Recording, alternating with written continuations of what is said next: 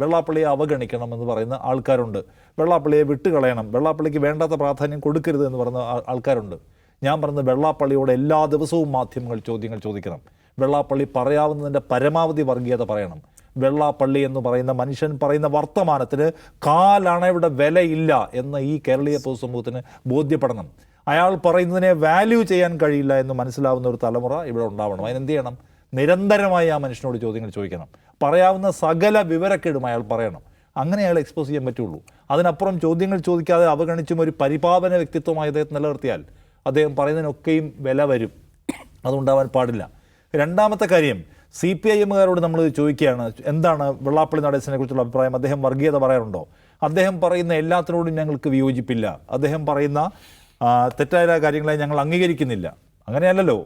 ഒരാൾ വർഗീയവാദം പറയുന്നുണ്ടെങ്കിൽ അത് വർഗീയവാദമാണ് എന്ന് പറയാൻ CPIMന് ഉറപ്പുണ്ടായിരുന്ന ഒരു കാലം ഉണ്ടായിരുന്നു. അതിനെ പറ്റിയ നേതാക്കന്മാരുണ്ടായിരുന്നു.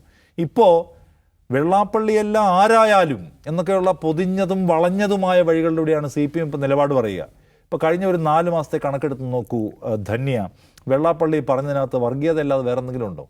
കേരളത്തിൻ്റെ സാമുദായിക സൗഹാർദ്ദത്തെയും പുരോഗമന കേരളത്തെയും കുറിച്ച് സംസാരിക്കുന്ന വല്ല വാചകവും ഈ മനുഷ്യൻ്റെ വായിൽ നമ്മൾ കേട്ടിട്ടുണ്ടോ?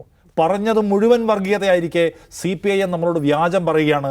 അദ്ദേഹം പറയുന്നതിൽ തെറ്റായ കാര്യങ്ങൾ ഞങ്ങൾ എടുക്കുന്നില്ല, ശരിയെടുക്കുന്നു. ഏതാണ് അദ്ദേഹം പറഞ്ഞ ഒരു ശരി?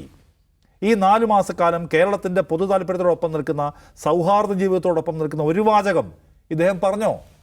ഇല്ലല്ലോ. ഇദ്ദേഹം ആളുകളെ തെരഞ്ഞുപിടിച്ച്, സമുദായങ്ങളെ തെരഞ്ഞുപിടിച്ച് ആക്ഷേപിക്കുകയാണ്. അപ്പോൾ CPM ഇദ്ദേഹത്തിൽ കാണുന്ന നന്മ എന്താണ്? CPM ഇപ്പോഴും അവതരിപ്പിക്കാൻ ശ്രമിക്കുന്നത് SNDP യോഗം എന്ന് പറഞ്ഞാൽ, ശ്രീനാരായണ ഗുരുവിൻ്റെ ആശയം എന്ന് പറഞ്ഞാൽ, കേരളത്തിലെ ഈഴവ സമുദായം എന്ന് പറഞ്ഞാൽ അത് വെള്ളാപ്പള്ളിയാണ് അതിൻ്റെ റെപ്രസെൻറ്റേഷൻ എന്ന് സ്ഥാപിക്കാൻ CPM ശ്രമിക്കുകയാണ്. ആ CPMൻ്റെ വേല അത് കയ്യിൽ വെച്ചാൽ മതി.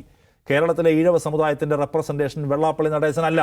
വെള്ളാപ്പള്ളി നടേശൻ തോൽപ്പിക്കുമെന്ന് പ്രഖ്യാപിച്ച മനുഷ്യർക്ക് ജയിച്ച ചരിത്രമേ കേരളത്തിലുള്ളൂ. ഈഴവർ അദ്ദേഹം പറഞ്ഞത് കേട്ടയാളല്ല. ഞാൻ വീണ്ടും പറയുന്നത്, ഈ വെള്ളാപ്പള്ളി നടേശൻ അദ്ദേഹത്തിൻ്റെ കയ്യിലുള്ള അധികാരവും സ്വാധീനവും ഉപയോഗിച്ചുകൊണ്ട് 30 വർഷക്കാലത്തിലധികമായി തലപ്പത്തിരിക്കുന്നു. അല്ലാതെ അദ്ദേഹം പറയുന്നത് പോലെ അല്ല ഏത് ചലിക്കുന്നത്, കേരളത്തിൻ്റെ രാഷ്ട്രീയം ചലിക്കുന്നത്, ഈഴവ സമുദായം ചലിക്കുന്നത്. അദ്ദേഹം പരമാവധിയിലധികം വെറുപ്പൊഴുക്കിയിട്ട് ഈ പഞ്ചായത്ത് ഇലക്ഷനിൽ എന്താണ് സംഭവിച്ചത്?